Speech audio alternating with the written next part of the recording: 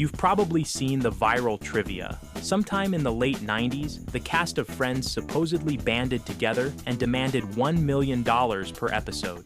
The standard narrative treats this as a classic Hollywood shakedown. 6 famous actors holding the network hostage until they got a bigger paycheck. But the actual mechanics of the deal were far more calculated. First, the biggest stars on the show didn't hold out for more money. They actually ripped up their contracts to take massive voluntary pay cuts. Second, they issued a collective ultimatum, explicitly threatening to torch the most profitable half-hour in television. And finally, that famous $1 million figure was a secondary detail compared to a secret contract clause they secured, one that guarantees each of them roughly $20 million every single year, decades after the camera stopped rolling. That $1 million paycheck is a PR distraction. The real story is a study in leverage, collective bargaining, and structural power.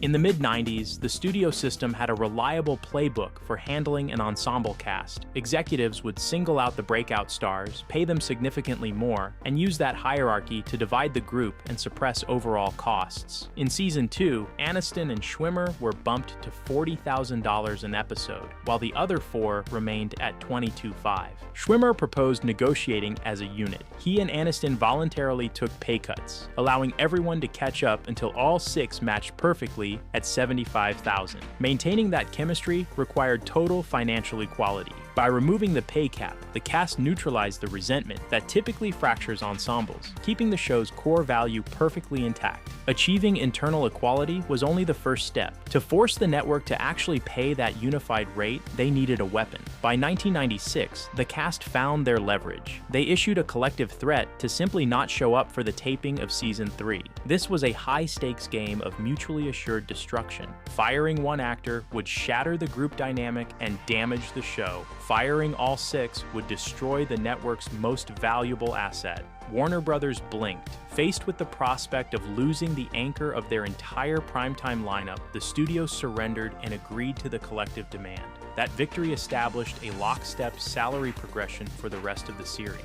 Every subsequent contract was negotiated together, ensuring equal pay across the board, eventually climbing to that $1 million per episode mark by the final seasons. They secured those record-breaking salaries because they realized they didn't have to play by studio rules when they were the exact assets keeping the studio afloat.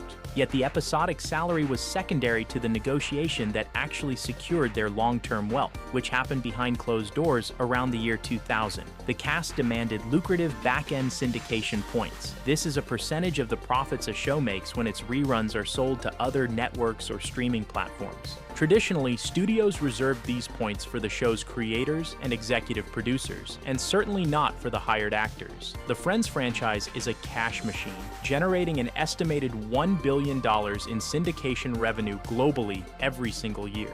By securing a 2% share of that pie, each of the 6 cast members collects roughly $20 million annually. The money never stops. The episodic salary functioned as a high-profile win, but the back-end points were the real structural victory. It shifted their status from salaried employees to equity partners. This coordinated attack broke the television industry's traditional compensation model.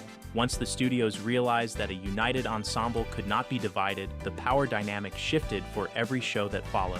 Decades later, the cast of The Big Bang Theory used the exact same playbook, negotiating collectively to reach their own $1 million per episode benchmark. Other massive network hits like Modern Family and Game of Thrones followed this lead, moving as highly organized, unified blocks to secure parity payouts. By refusing to cross their own picket line, 6 actors in a Burbank room permanently reset the ceiling for what television talent is worth. Viral posts focus on the flashy $1 million paycheck because it's an easy number to comprehend, but focusing on the cash alone misses the point.